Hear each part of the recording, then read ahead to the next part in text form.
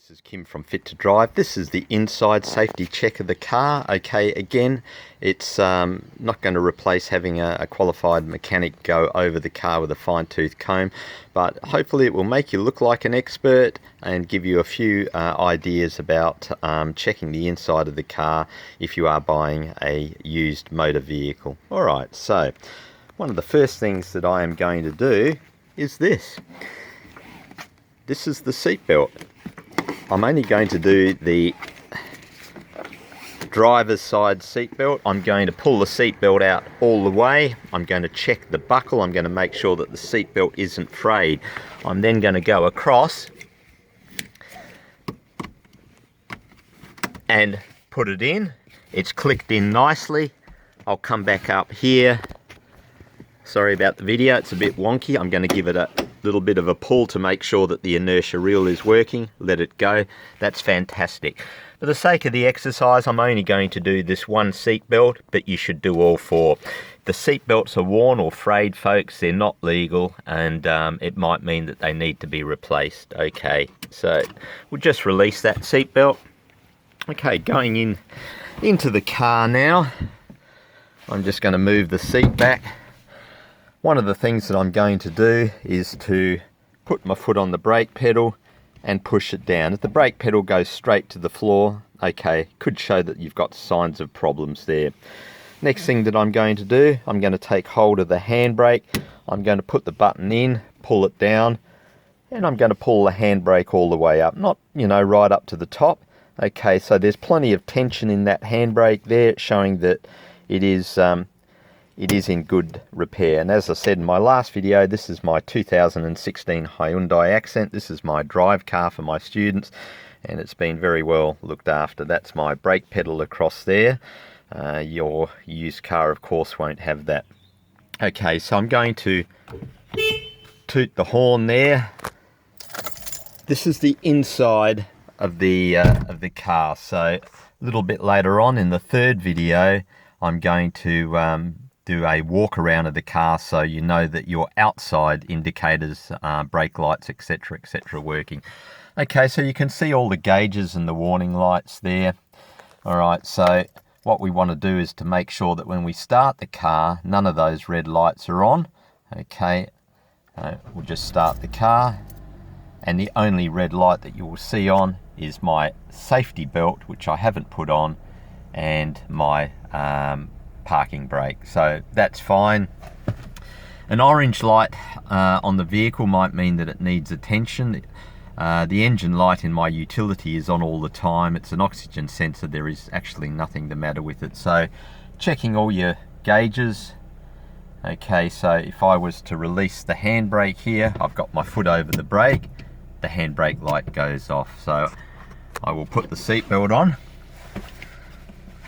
and see if that seatbelt light goes off. So fantastic. Okay, so that's looking good. Just remember, you don't drive with your red light on, and I have had students in Victoria when I've sat in the passenger side for a test, and they have started to drive the vehicle with the handbrake light on. I, of course, am not allowed to say anything, or it's an immediate fail. Yeah, hopefully that's not going to happen to you on test day. Okay, I'm going to give the steering wheel a bit of a shake here. Again, we don't want excessive play in the steering wheel. I can adjust my steering. There is a little lever under there, so I'm going to pull that down. Okay, just check that the steering wheel is nice and firm. Okay, I am driving an automatic. I teach in an automatic. So again, if you're planning on buying a manual car, I would push my foot all the way to the floor on the clutch pedal. Make sure that there's not a lot of excessive play in the clutch pedal, that it is nice and firm. Alright, so on the inside of the car, we can just check that the indicators are working. We've checked the horn. Alright, so the indicator lights on the inside of the vehicle are working. That's a good thing. The other thing, folks, is, if you are buying a car, it's always good, just make sure that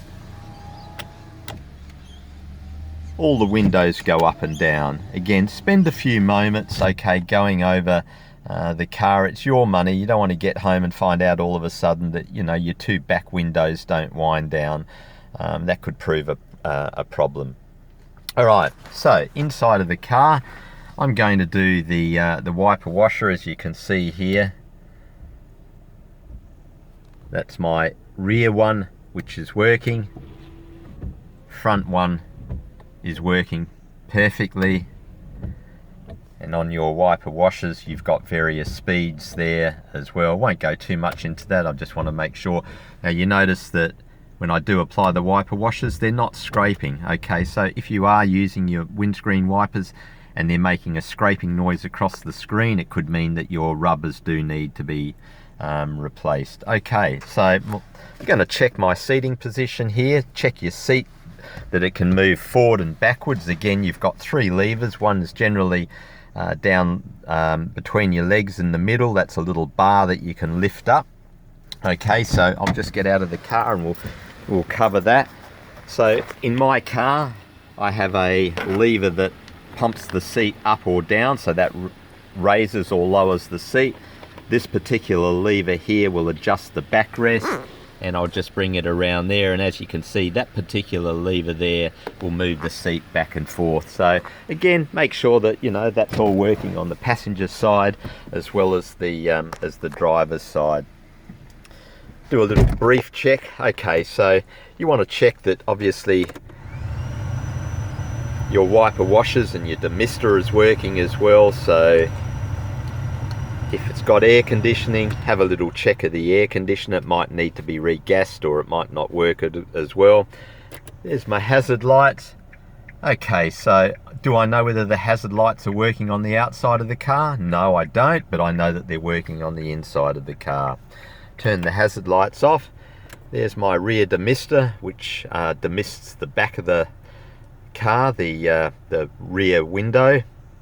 Okay, so everything is looking pretty good there. You've got your cigarette lighters and things like that there. All right, I drive a manual, an automatic car rather. So if you're driving a manual, just when you do take it for a test drive, make sure that your gear changes are nice and crisp. It could mean, if they're not, that there might be a linkage broken in your gears. My car, as I said, it's only got 100k on it. It's going very, very well. It's been well looked after. So we've covered all of that.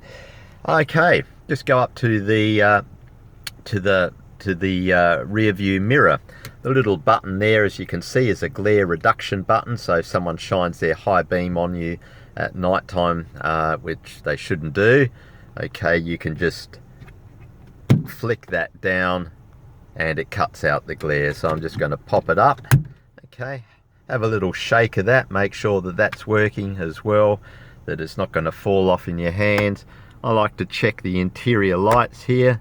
As you can see, they're both working as well. And just a little bit of a walk around, or a camera around of the inside of the car. As you can see, folks, it's nice and clean. I'm pretty anal about my car. I don't like my students getting into a dirty, grubby car, and it's pretty much kept this way all the time.